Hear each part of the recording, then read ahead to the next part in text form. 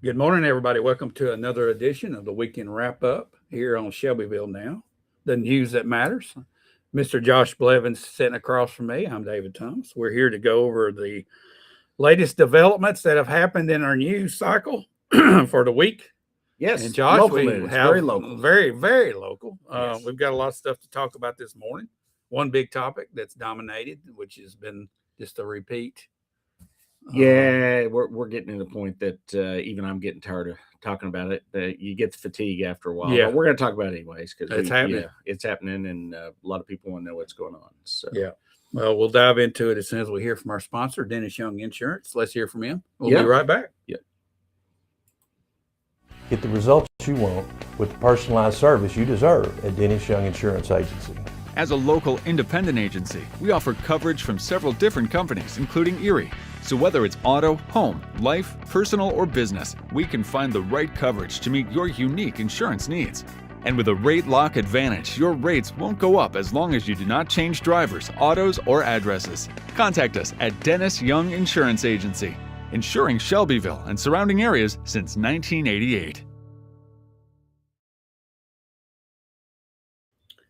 All righty. Welcome back into the weekend wrap up. Josh, why don't you just hit the ground running here and give us some updates here? I will dive right in. Yeah, the story of the week, which has been going on for quite a few months now, continues to be what's going on with the receivership at Uncle Nearest.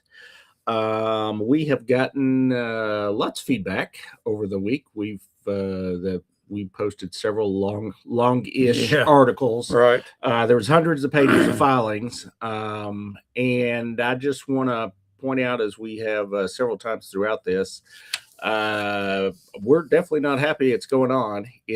But the reason we continue to cover it, it is the biggest news story in Bedford County right now. This has a significant impact on what started out as about 100 people, their full-time, livelihood. Right. They're down to about 70 people still, but there's still, as we said, 70 people rely on this to pay their bills every week. And on top of that, we have a number of small businesses locally that are continuing to provide services there, and this also impacts them. Back before this started and got into the news cycle as it has here in the last 6 months, I think it was holiday time 2024. Right. We started hearing from local business owners that had provided services over there and were doing business there, and they weren't getting paid around the holidays. And something that in the scheme of this bigger business story doesn't seem like a lot of money, $5,000, $10,000, $20,000 to some small business that's got just a handful of employees. Some of them, it was a difference of where they could do Christmas bonuses and stuff like that. So this has had a significant impact on a number of people I know personally that had worked there, maybe aren't there anymore, maybe are still there. I mean, just, emotional impact, financial impact. So it's a big deal. I know of a couple of businesses that were a little bit larger vendors that had done some work. Yeah. And they had to restructure their business. Yeah. Because of it, based on what's going on. So as far as what has actually happened in the past week, everything currently leads up to what's going to happen Monday in Knoxville. All parties are going to be there Monday. The bank will be there. The receiver will be there. The judge will be there. A god-awful amount of overpaid attorneys are going to be there. The Weavers will be there. They will have witnesses. The bank will have witnesses. Everybody's going to be in a courtroom. They actually, late yesterday, moved this to the largest courtroom in the Knoxville courthouse, expecting that this may bring a bigger turnout than a normal federal case. So they've moved into what's called courtroom number 4, and I'm told that's the biggest one. Everybody put a lot of information out of the public this week. There had been it wasn't a gag order. It was there had been seal. A lot of the financial stuff recently had been filed under seal.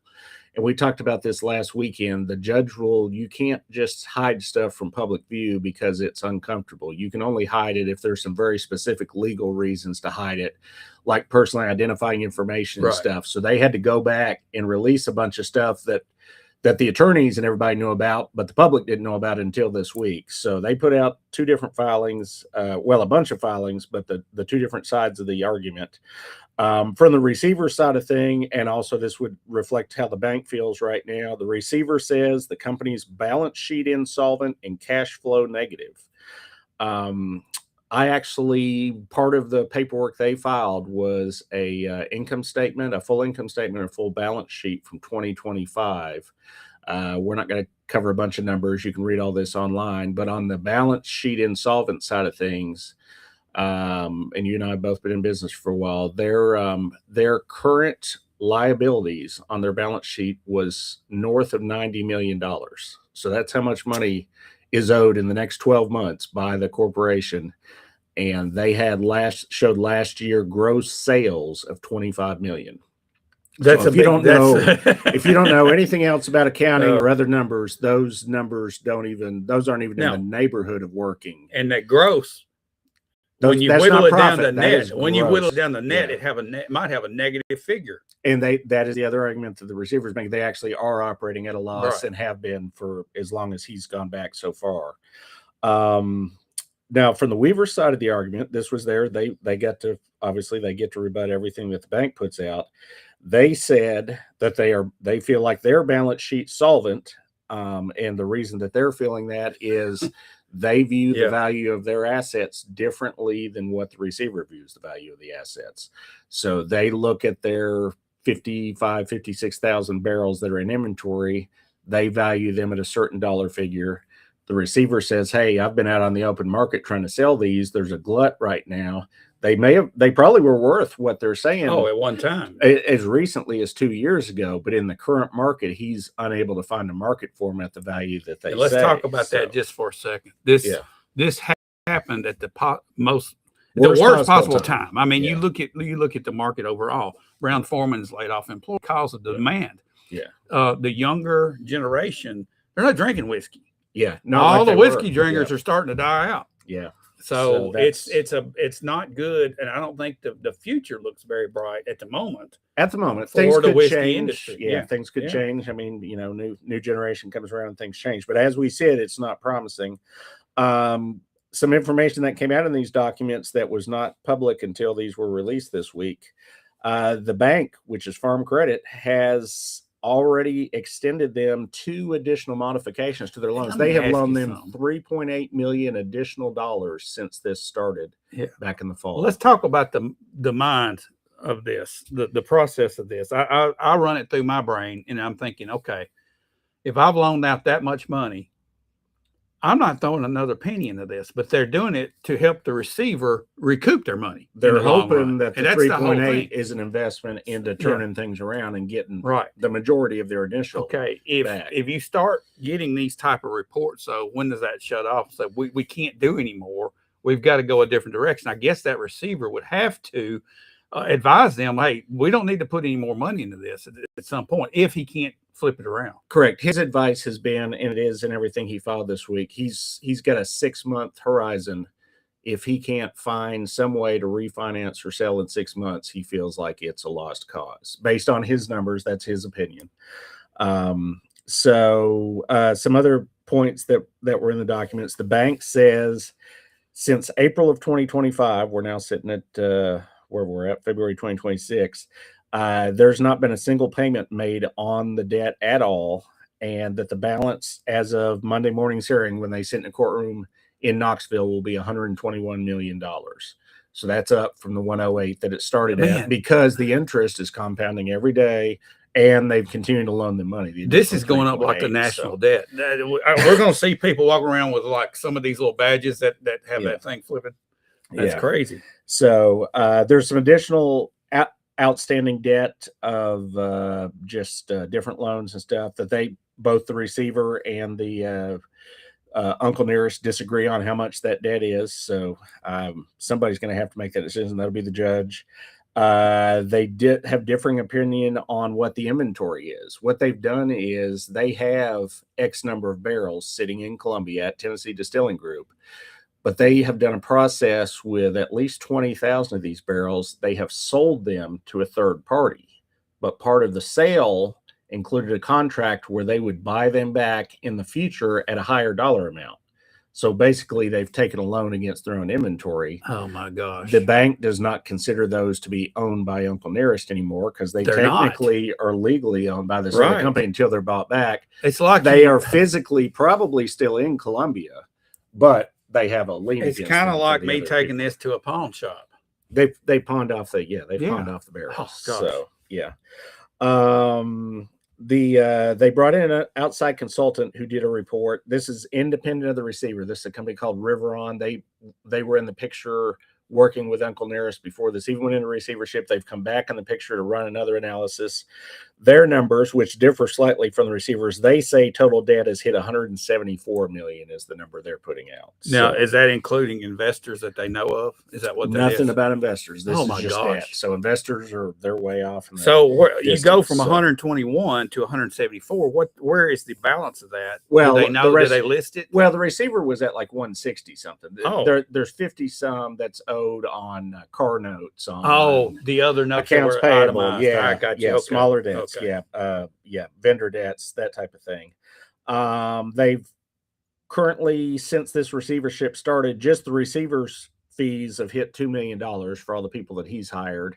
But on top of him, you've got all these other attorneys working in the edges. They're no telling what they're making. Yeah. So this, like happens with all these court cases, the attorneys are the ones that come out ahead. So, and then there was an email that was released this week that we it's in one of the many links that we've got up there, and this was from Fawn Weaver. Sent this to all the employees and the investors, and she says that every piece of their personal real estate is currently for sale except for one property. She didn't say which one. She said even her house is for sale if somebody would buy it. So she said they're doing everything they can from their side personally to try to keep this thing afloat and get it through to some kind of resolution. Yeah. So that's where we're at.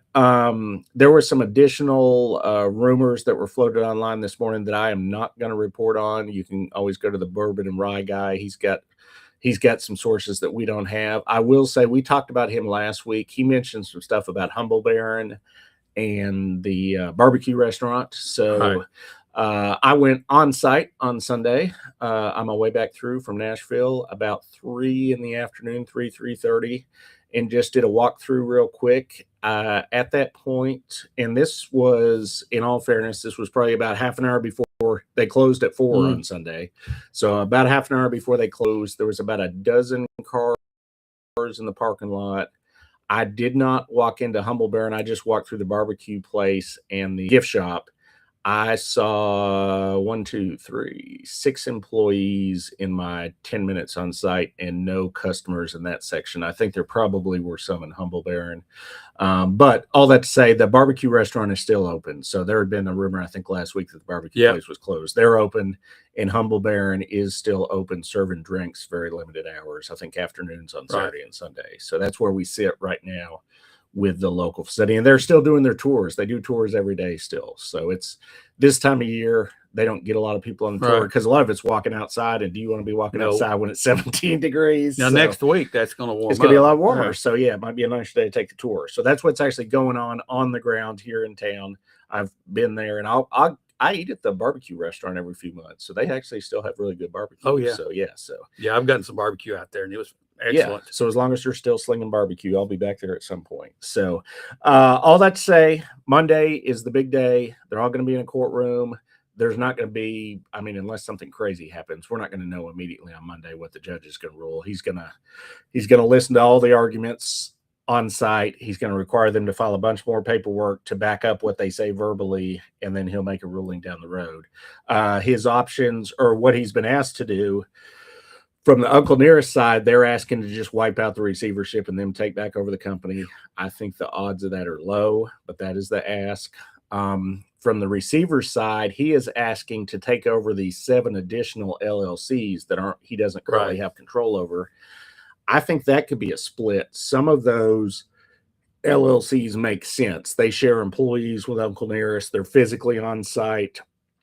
Those, to me, just having read all the documentation, seem like a fairly solid bet. That is, assuming he keeps the receivership in place, he would roll those into it.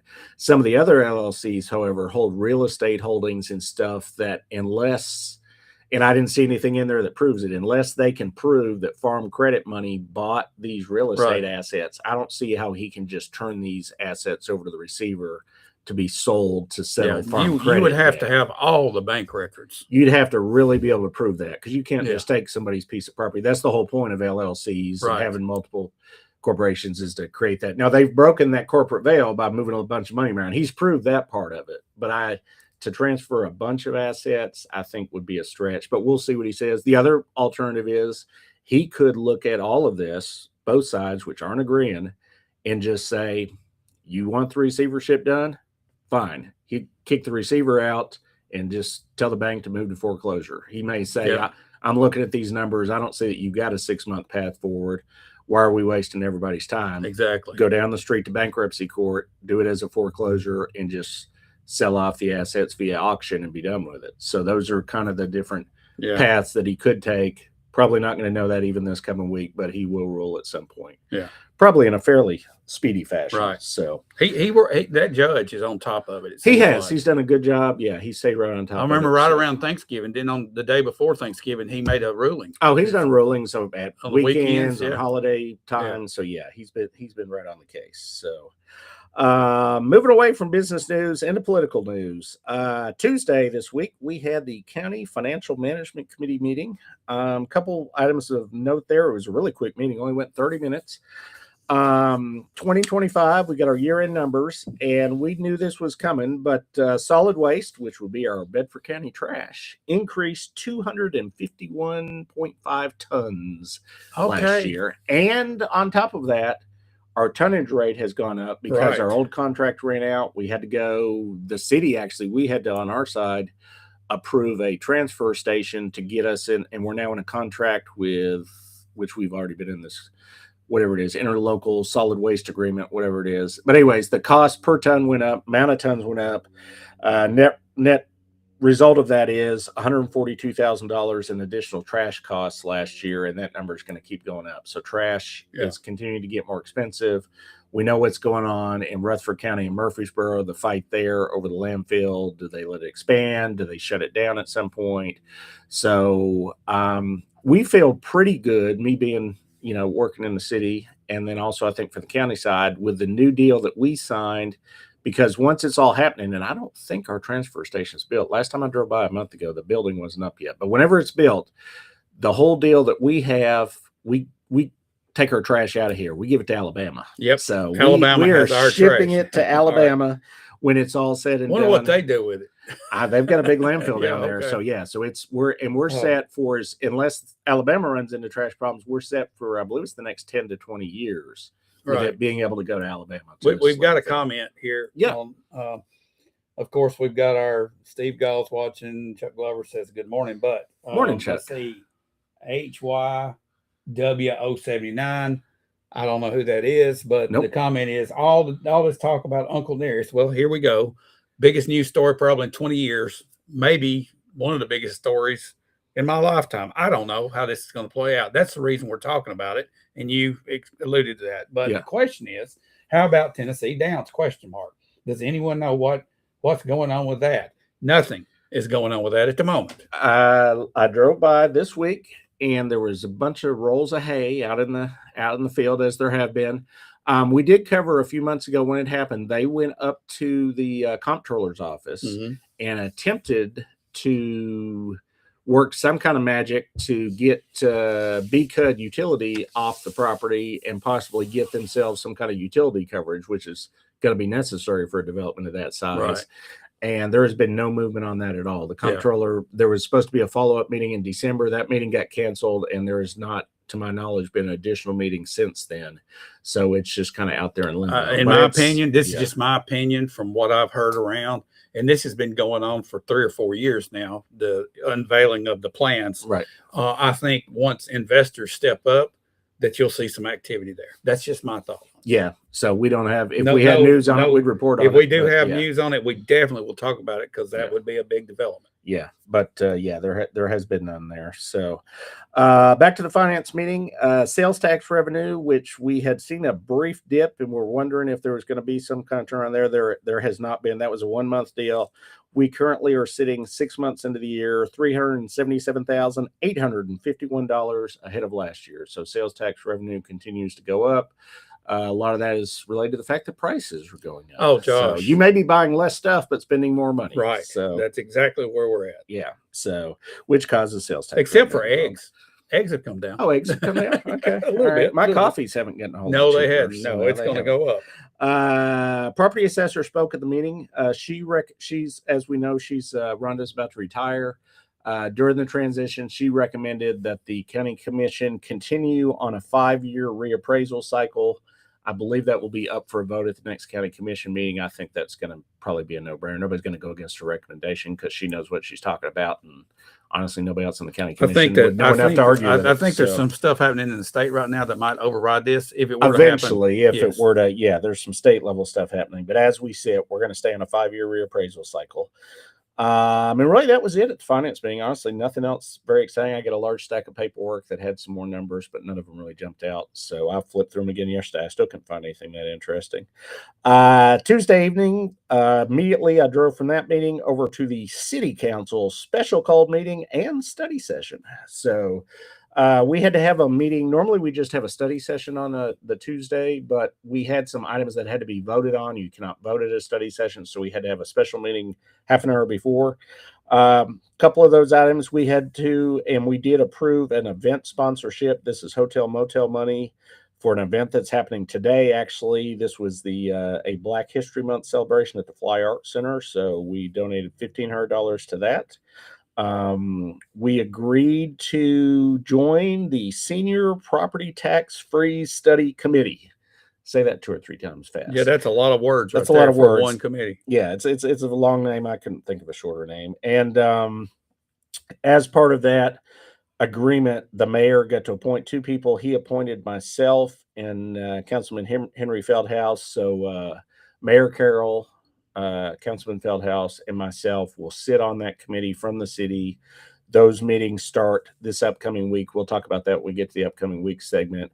But from the county side of things, you've got Commissioners Nita Epperson and Eric Maddox. You've got Mayor Chad Graham. You've got our county trustee, Tanya, and then you've got Rhonda, our outgoing assessor, sit on that. So we've got an 8-member committee, and that has now been voted on and approved by both the rules and legislative from the county side and the full city council from the other side. So we're a legal committee, as it were. We have literally no power, but all we're doing is studying the issue of possibly doing a tax freeze for seniors, and whatever information we gather, we're going to send that on to the city council and on to the county commission. First meeting this week, organizational meeting to get organizational input.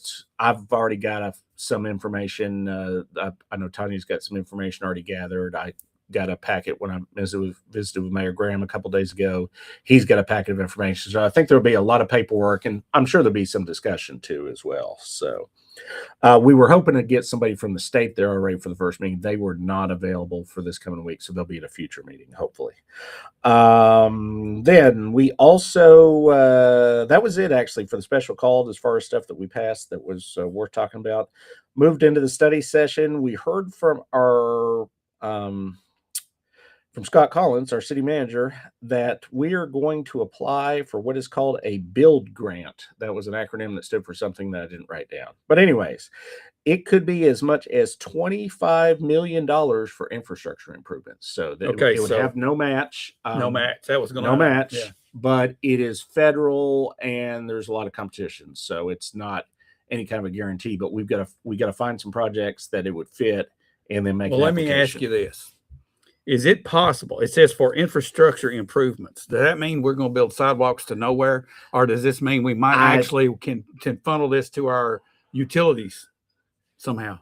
I do not know. He did not. He just gave us a quick verbal rundown. I didn't get any paperwork yet to see. I'm sure there's going to be a set of stipulations with a federal grant of what you can. And if it's the word federal to me says not a common sense thing. Probably it's what's going to be funded. Well, when we got water shooting out our and sewer lines collapsing, that would seem a priority. And it looks like our federal government will want to help with that type issue versus building sidewalks out of brick and planting trees somewhere. I mean, seriously, I don't know. I'm just asking. Do not know what the regulations Josh, my are. moral to this story, I'm going to keep my eyes closed on Keep this. your eye on that grant. That's huge. Oh, it's a bunch of money. Yeah. Yes. Oh, in the scheme of the city, especially. Yeah, that's.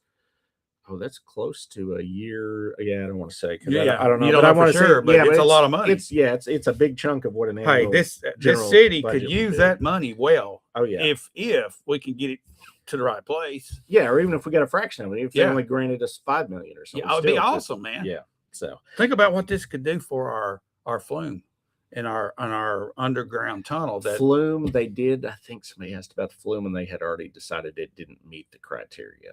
I'm afraid the Flume is Oh, out. God. I'm pretty sure the Flume, because everybody thinks of the Flume when we hear big dollar amounts. Yeah, it's- because like It's a big massive dollar problem. waiting Yeah. to happen. Additional items we discussed. We will be, I believe, voting on at this upcoming meeting possibly doing an updated pay study for city employees. Last one was done in 2019 or 2020. It's out of date, and we continue to bleed employees on a regular basis, particularly in police and fire. We're training a lot of young people to become police officers, firefighters, and then they get all trained and certified, and then they get a big job offer from somewhere. All right, let and me then they ask you leave. this: Are we in competition with people that are allocating more money for that particular? Let's say it's police department. Let's just take them. Not picking on them. So let's say we're losing police officers to Tullahoma, Rutherford County, Giles County, Maury County, maybe even Fayetteville.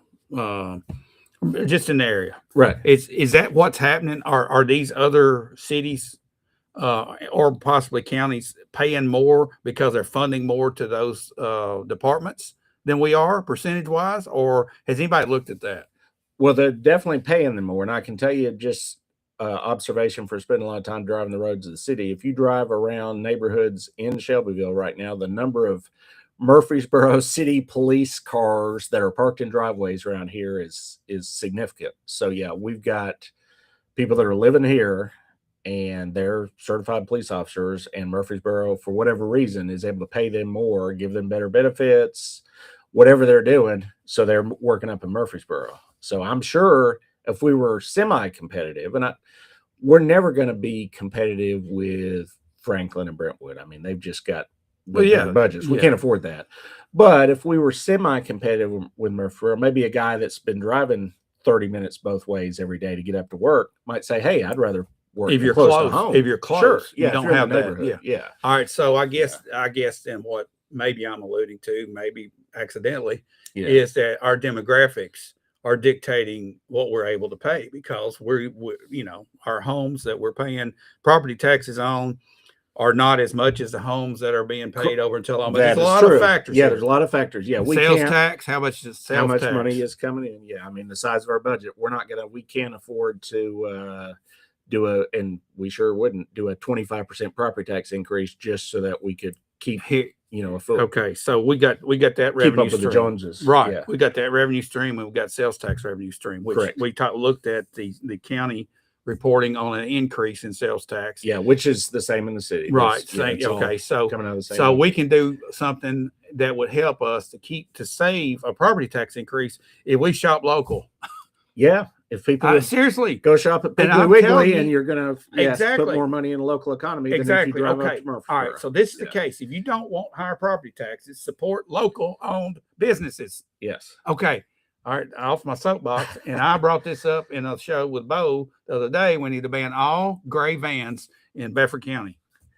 I know the vans you're talking about. So, but They drop something off my house every day, Josh. in defense of the gray van, not that I want to overly defend the gray van, but we do get now, because of changes in laws, we get the sales tax from the gray van. So we do not get the sales tax though if you drive to Murfreesboro and then shop at their Kroger instead of staying here and shopping. You're spending money to go to another town when you got places right here. Yeah. You might not have as big a selection, but if we all started trying to shop here, guess what? The inventory would grow in these places.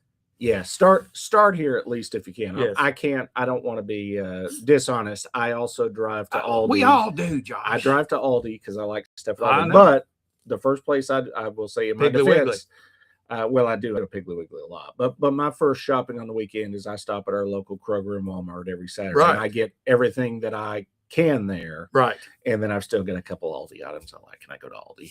But Well, I mean, some people say, "Oh, we need an Aldi here." Well, Yeah. we got one 14 miles down the road here. Yeah, from but, our city I'm limits. giving them our. But that I'm money's giving away going the over there. sales Hey, tax, hey, we're yeah. all guilty of it. Yeah. I'm just thinking everybody needs to think this way. If you live in Yeah. the city or the county, if you don't want your property taxes to go up, shop local. Shopping local. Keep that tax revenue here. Yeah. I mean, we're guilty. I mean, we're one of the probably one of the worst counties around as far as that goes, just going somewhere else when you got businesses here. So Right. And I see a comment popped up, and this is very accurate. We need more places to shop, Sweet Shop Local. And that is 100% true. Okay, and we are but- definitely, that's why we have a contract right now. We're working with Retail Strategies to bring in well, here's the places thing, Josh. like Aldi, like Publix. And I want to yeah. go off on another tangent. Okay. And I'm sorry, guys, but Yeah. here's the thing. There he goes. The government does not bring us business. Private investors are the ones that stop. I see this comment all the time, and I think the mindset is that our local government is responsible for bringing business. They're not. They're responsible for setting up an environment That's conducive. that's conducive for Yeah. businesses, but it's going to take somebody, a private citizen or a corporation, to say that's a good place to do They have business. to open the business. Now, Right. we will, and we are, like I said, Retail Strategy, we are actually spending money to recruit. We're spending money to recruit business as a government. I know you're not I a mean, big fan of but you- that. well, but, here's- but we are, Let me- because we know it's a serious issue, All right. and we want to get our sales tax dollars. Another rabbit I'll throw out there. I've got 5 rabbits going at once here, Josh, but I'll shut up after this. Yeah. But paying somebody from out of town to sell our own city, I'm sitting here thinking, who would be the perfect person or the perfect group of people to sell our city or our county? How about somebody that's lived here and has experienced it and has sold on it? Yes. Instead of paying somebody to say some good things, how about we Right. all start saying some good things? Start saying good things about our about the possibility of this being a good place for business. Yeah. Okay, so the Chamber of Commerce was. Here's the thing. I think, and yeah, the theory is that that's going to work, but it's never worked.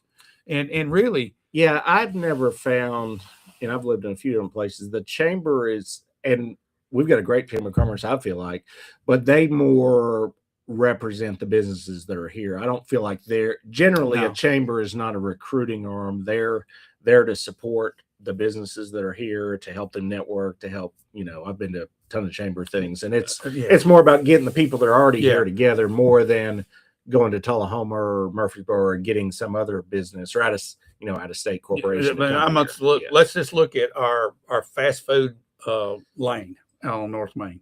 All right, The coffee strip. the coffee strip and the Yeah. chicken strip. Yeah. Okay. Yeah. All right, just think about all those corporations decided to move to Shelbyville for a reason. At first, they said they like chicken and they like coffee. Okay, Yeah. so there is a demand here.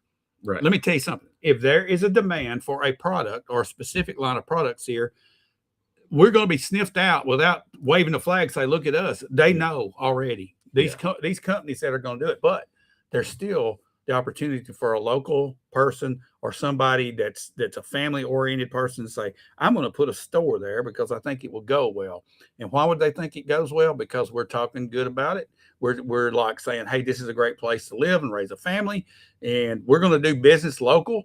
Okay, Sure. so we got to Yeah. start there first. We got to Yeah. start doing business, and then when we do, this request for other places to shop will show up. That's just my 2 cents worth. Yeah. I think that chicken or the egg has to come into play here. Yeah. And I don't know what we start with here. What do you call it, the chicken or the egg? But let's all start shopping local. And when we do that, it does 2 things. It will foster more business down the road, but it will also take a little tax strain off of us if we can collect that sales tax. Sure. money. If the All sales right, tax stays enough. here. I'm done. Yeah. Sorry. Yeah. And I'm just going to say, we did start with the chicken because if you've been up and down North Main, there's a lot of chicken there. Okay. So we started with the chicken. All right. So, Okay. yeah. Way before the coffee, there was chicken. So, and now I've lost my place. Where were we? I'm at? sorry, Okay. Josh. No, you're good. You're good. A couple tourism grants we discussed, and we will be voting on 2 different events coming up. The Cowboy Mounted Shooting Association will be coming back here in the fall. They told us at this meeting, and I'm going to take them at their word, that this is the second biggest thing that happens at the celebration Yes. grounds after the celebration itself. There is no question that is it. Yeah. So they've asked for a grant, and it's been done in the past. And I feel like it'll happen again for $7,500 to help promote that. And then there is the community clinic gala, which helps the community clinic, which provides low cost or maybe free. I don't know if is it income based and they pay something, but either way, we have a community clinic Yes. that does medical and dental at either low or no cost, and they have an annual fundraising event, and we'll probably be supporting them in the amount of around $5,000, which we did last year. All of these grants that I'm mentioning, this all comes out of hotel motel money, which is people that have come in from out of town and stayed here at a hotel, motel, Airbnb, RV park, and we put it back into community events that hopefully foster more people coming into town and staying and generating more hotel, motel money. Yeah. That's the cycle that's supposed to be happening there. Airport terminal renovations, we've got a $6 million grant from, I believe this was a federal one here recently. They've got to have it spent by a certain date later this year, or at least have it committed. So one of the things they're going to do is completely renovate the terminal at the airport. So we have to vote on that at the upcoming meeting, and there's no cost to the city in that because it's actually stacked grants. There's a federal grant which had a match, and then we get a separate state grant to cover the match. So there's a zero cost to the city on Okay. that. So I'm not going to chase any more rabbits because I've already done my quota for today. I could here. yeah. But I have heard that there was going to be a control tower put in eventually. Does this include, is that going to be included? 'Cause that's another issue. That's still down the road. That is still involving an FAA study and a bunch of other stuff. That's a multi-year deal. That's Right. So it's not even not close. on the close Okay. horizon. As All far right. as I know, they've not brought it back up. But at the time that it was approved, they said it was going to take Okay. years. So last item, and this one actually honestly got a lot more discussion than I expected, and I think it's possibly going to get more at the meeting coming up. West Jackson Street, property adjacent to Tyson Chicken. Initially, we were told it was 14 acres. It turns out we had some bad information. It actually ends up being like 10 or 11 acres. I don't know that that's relevant to the actual final decision, though. It was purchased, and the buyer wants to put 8 duplex buildings, which would be 16 units, on there facing West Jackson Street. Tyson came and spoke against it at the planning commission. There was a neighbor that came and spoke against it. The planning commission sent it up to the council with an unfavorable recommendation, which usually means it's a dead deal. But the discussion at the study session seemed like most of the council was okay with the duplexes there. So that will be up for a vote possibly this upcoming Thursday. Another possibility, which I don't like this possibility because this has happened before, and I think we're just waste everybody's time, but they could ping pong it back, send the ball back to the planning commission, make them vote on it again. So What would change? nothing has changed. Of course. Nothing has changed. They just, there's certain elements that don't like to vote against a recommendation of the planning commission, but they also don't want to turn it down. So they just want to kick it back and hope they change their mind. So they look. That's easier. That's the idea. So, Okay. so I don't know where that's going to go. Like I said, the discussion to me leaned towards a lot of the council was okay with the duplexes. I personally was there's a lot of developments that have come in that have just been obviously bad on their face. We spoke at length on that thing on Whitthorne and Barksdale for weeks and months. Yes. And that was it was a bad idea. It passed anyway. Well, here's the thing, Josh. But it was bad. This one is borderline. We don't want to overwhelm the city with more and more rental units. We are over 50% of the dwelling units in the city of Shelbyville right now are rented and not owned. That's not good, Josh. That's not a good long-term direction for the city, for having people settle down, raise a family, raise their kids here. Somebody that lives, and I've lived more of my adult life, I've been a renter than an owner, but all of those rental units, nobody generally speaking, and there's exceptions to everything, but nobody spends 15 years living in a duplex, raising their kids and raising a family. You know what? Every place I lived at when I rented Yeah. was, 2 years. You know 3 what the years, average is 5 nationwide years. for rentals? As far as time to live there, I do not know. No, Less than 18 months. that wouldn't surprise me. So I can't off the top of my head remember the longest I've lived in one, but it may have been about 4 or 5 years. But Yeah. generally you're transient when you're renting. Right. There's nothing wrong with being transient. No, There's nothing no, wrong I with mean, being a it's renter. Right. But if you're wanting to build a community of people that are going to live here, raise their kids, raise our standards, build a better city, you need to have a better mix of ownership rental, and we're on the wrong side of that mix. And this small development doesn't kill the city. No, 8 duplexes isn't hurting. It's not a traffic issue. Right. It's a little bit of a strain on the schools, which is unfortunate, but it's not going to kill the school system. It's not going to kill anybody, but it's the whole death by 1,000 cuts thing. If you do 8 here, you do 8 here, you do 8 here, you do 40 down here, which we did on Barksdale, you do 50 here. We're about to do 150 behind Victory Baptist that are going to end up being rental units. You just keep stacking. At some point, you're 51%, 50% where we're at rentals. Suddenly you're at 60% rentals. Suddenly you're at 70%. How does at some that point it's unsustainable? Yeah. And you've got to raise, that gets you to where you're having to raise your property taxes to provide the services to keep the service level the same. So here's my question, Josh. It sounds like you've done a little research on this as Little far bit. as ours. How do we compare to other cities around us? And I have not done that. That would be a good number, and I would like to see that. I would think, obviously, in affluent areas, you've got very few rentals. Okay, I don't think you get a lot of people. Okay, who do we? In, if we want to raise our standards, let's find a standard that we would like to raise to and see what theirs are. Like, right. What about Tullahomas? What's their rental? If I look over at Lewisburg, I'm going to say we're similar. Maybe, maybe Maury County. I'm not sure, but it seems like they've had a lot of home ownership builds there. I mean, it's just something to look at, I think. Right. Yeah. Are we an anomaly right in the middle of this area? I don't know. That's a high number, Josh. It seems like a high number. I think that would be a good comparison. I think we should get some of the surrounding areas and look where we're at. But I know places I've lived or places I've driven to that I can't afford to live that are nicer. Most of the people are owning what they're living in. They're not renting. So I think a better mix of that is something we need to do. And all of that ties to, we need better jobs. I mean, if you want to have nicer houses, you want to have better neighborhoods, you got to have somewhere for these people to work at. So gets us back to the retail issue. You want to have a nice area to live. People want somewhere nice to shop. So all of that chicken or the eggs. So so all of that gets into that, which gets us to how some of that stuff changes is we vote new people into office every 4 years. Or every 2 years in some case. Sometimes we're on rotation, but we are in an election year, and you have updated. I believe you did at least one more interview this week. So waiting on approval for another one. For another one, but there is if you go on the website shelbyvillenow.com to meet the candidates, I believe you have an interview with Mr. Nakia Elliott, who's running for sheriff. And there may be a mayoral candidate waiting in the can that may go up there before too long. I've got them. They're starting to line up, Josh. Starting to line up. A lot of them. If you're concerned about, are we getting enough good retail business? Are we getting enough good jobs? Get out there and research your candidates and get out to the polls and vote, because the last election we had was pathetic as far as the number of people that actually showed up and voted. And if you don't, exercise your right to vote, you don't have a lot of say in complaining down the road. You can get on Facebook and type all you want, but that's not going to fix anything. What's going to fix things is putting good people into office.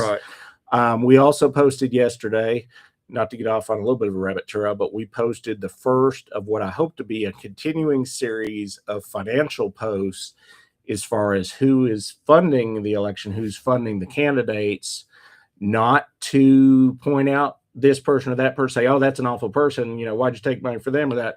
Just so when you go into the ballot box, can be informed on, hey, this person, this seems to be the direction they might lean, because usually follow the money and you're going to find out where where a person stands or what they're what they're and about. It's perfect. So, I mean, political action committees are legal.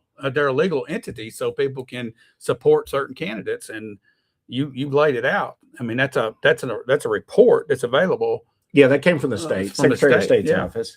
We'll go down that rabbit hole real quick, because there was a post this morning, and I wanted to speak on that. So the PAC, we know who we posted about, the Better Bedford PAC. Right.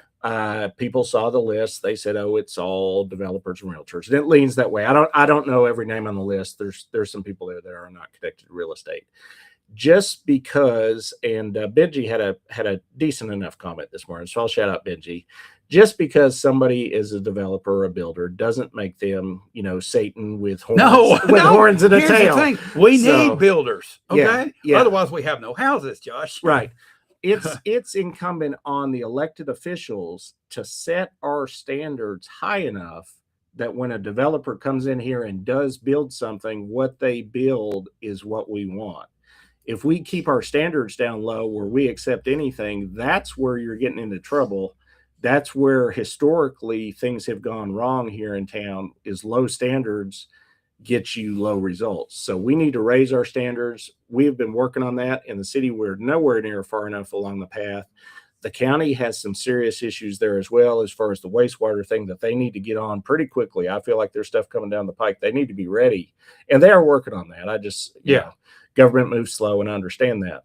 But raising the standards is going to fix a lot of these issues that people are having with the developments that are coming in, because they're just going to build to what you allow them to build. Oh, yeah. So if you allow them to build crap, you're going to get crap. Yeah, exactly. So you want something nice, raise your standards. There's a question here from 580 Graphics. Sure. How about the city, county, or whoever that was involved in donating land, giving huge tax incentives, promoting the businesses, and no telling what other things that were done for the huge, wonderful businesses that come here within the last few years that are now going gone out with a trail of deceit to the small and local businesses. If we small businesses were given the same treatment as they got, we would be able to offer anything you want. Hold on. This is a good post here. Offer anything you want, triple our building sizes, and between all of us businesses here, we could probably hire all of the unemployed. Hearing over the last several months, all that was done for these places literally make small business owners feel very cheated. Not to mention, if someone does not mow their yard, the city will issue a citation. However, we have battery plant that is over and over getting cited, but continue to operate. That could literally kill our residents. Okay, I get the point of that, and I understand what he's saying, because a small business owner is at a disadvantage in today's world. Yeah, because of this. And I think you and I pretty much agree on this point, which is I'm not a fan of the government handouts to the corporations to bring them in. Yeah. So I don't like just writing somebody a check and saying, hey, bring us now. I know we have some deals, the pilot deals and the TIF, that are supposed to be tied to employees. And if you meet certain metrics, you get a little bit of a deal. But I agree with that, because I've been in small business my whole life. The little guys don't get those deals. So that's only the bigger ones. Now, if they are providing a big enough, bump as far as employees and stuff, and you hold them to it, I think there's some room for argument there. Yeah. But just the straight up cutting them a check or giving them a grant or giving them a free piece of property, like was mentioned there, or not a huge fan of that. So yeah, and it's discouraging for a small business to be in that environment. Now, it's all over the place. Yeah. But I mean, we can strive to do better here.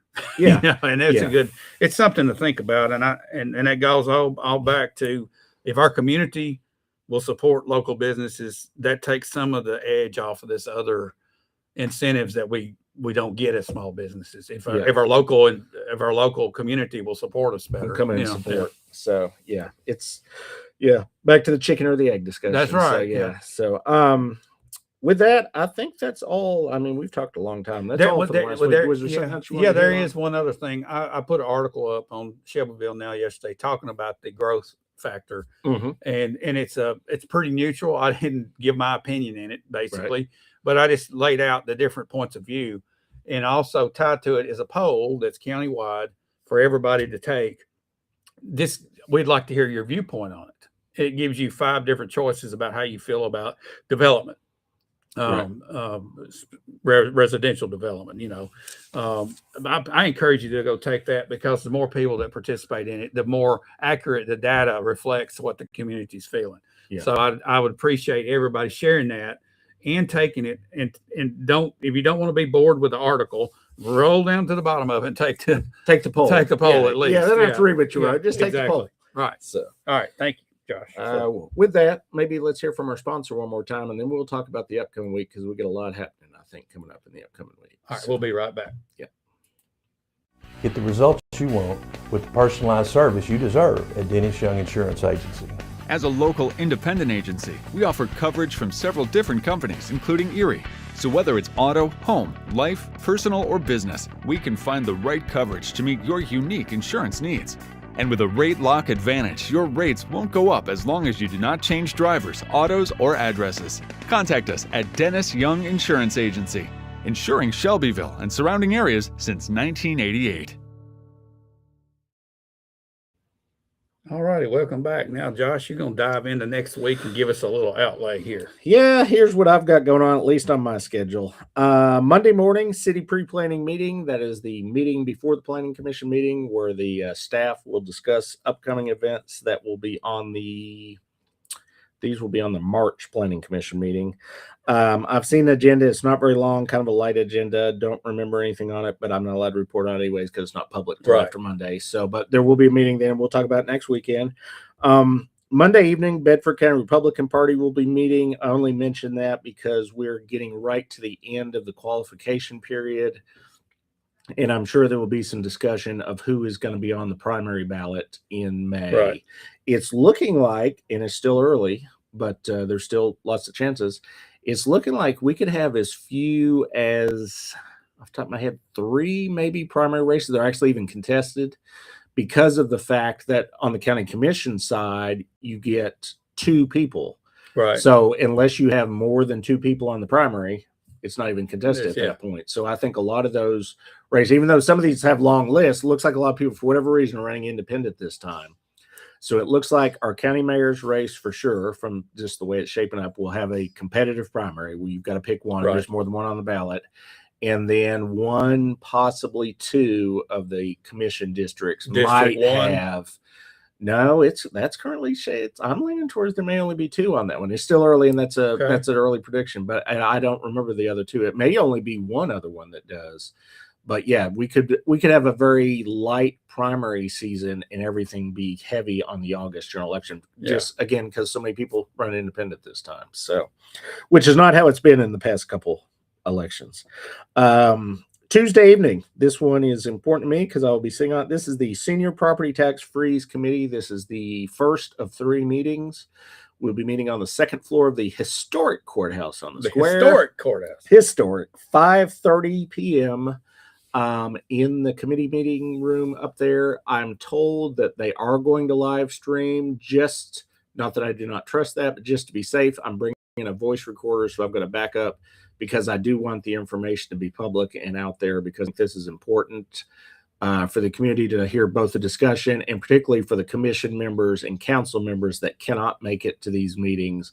I want them to have the ability, if they want to spend the time, to be able to go back and listen to the entire meeting and hear it for themselves rather than just getting a report. Right after that, same building, just the room across the hall will be the monthly county commission meeting at tax freeze meeting is at 5:30. The county commission meets at 7, same floor of the courthouse, just across the hall. Nothing on that agenda that looks like it's going to raise any eyebrows. It looks like a pretty simple one. Doesn't even have quarterly reports. I'm going to go out on a limb and say it's going to be a very short meeting. Probably could be shorter than a tax freeze committee. Actually, I think it will be. Thursday morning. This is not a public thing, but I just thought I would mention it because I got invited and I will be attending. There is something going on. They're actually doing it twice that day. I think it's happening at the Fly. It is called a jail re-entry simulation. They're doing a deal where they're having elected officials and people in law enforcement and stuff like that. We're going to go in and be given a role play deal. It's 3 hours long, so I think it's a pretty serious deal where we play the part of somebody that's been in the jail system going back out into the public, and that kind of helps us to learn how hard it is for somebody that's been locked up for a year or 2 to get back out in and get a job and get paperwork and get all the things that we just take for granted, like a driver's license and a, social security card and stuff like that. So it's just a way for us to help, kind of an education kind of thing. So there's a number of people signed up for those. People come from out of county for that. It's kind of a big deal. So I'll be at that for 3 hours on Thursday morning. Thursday evening, we will have our city council meeting. Haven't got the agenda for that, but it'll be us voting on the stuff that we talked about, the study session. And then finally, this coming week, I want to mention it before it happens this time, VFW breakfast. I think they go from like 7 to 9:30. $10, all you can eat breakfast at the VFW. I go every month. It's a great time, and you're not going to get more food for $10 here Yeah, in town. So, absolutely. Always. They've done that for a long time. Josh, Years and man. years, I Yes, think. yes. So- They used to deliver that stuff. We would always order it, and they yeah, would bring us here at work. You Yeah, know? yeah. We'd get a whole stack of them and pass them around and yeah. have them. That's a fun thing. Yeah. Before we close out, Josh, I'm going to ask you watching the Super Bowl tomorrow? I probably will, at All least unless it gets non-competitive. If it turns into a blowout, I'll turn. You it think off. it's a possibility it could be a blowout? It always can be at the Super Bowl. You can't ever. Who Tell. you pulling for? I've been a Titans fan forever, and as we know, they're former coaches up there, so I'm torn because I'm kind of upset with him because he's not here anymore. Right. But I want him to do good, but so I guess I'm going to lean towards New England, even though I'm not a Patriots fan. So Okay, yeah. so you're pulling for New England. I'm leaning towards New England. I'm pulling for New England, but I'm leaning towards Seattle being the winner. Yeah. Now, the biggest question: are you going to watch Bad Bunny at halftime? I'll probably watch Bad Bunny at halftime because I'm too lazy to change the channel. Man, So, don't you have a remote over there? I have a remote. And there are I couldn't- alternatives. I know there's an alternative halftime show. I couldn't even name you one Bad Bunny song. I didn't even know Bad Bunny I didn't even know existed what Bad Bunny was. until it but became a thing. I think but, there's yeah. two things here we need to look at. First of all, Yeah. the obvious, bad. Okay. And then Bunny. I mean, honestly, you take the name, and I'm like, I ain't in on that. We already know it's going to be bad.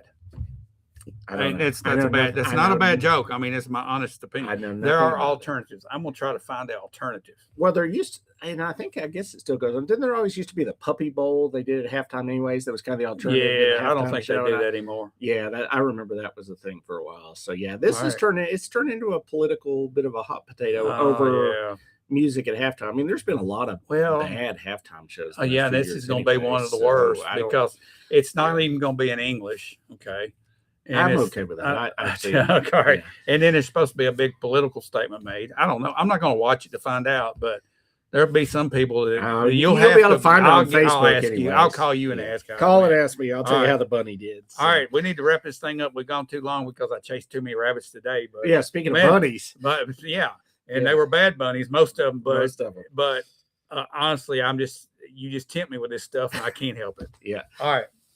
Anything else you need to say? I got nothing else at this point. All right, Josh. Thanks for sitting down and bearing with me this morning. Hey, thank you. All right. Everybody come back Thanks, and see us hey, here. and guys, thanks for hanging in there with us. Yeah. There's been a lot of you guys that stuck with us this entire time. We appreciate it.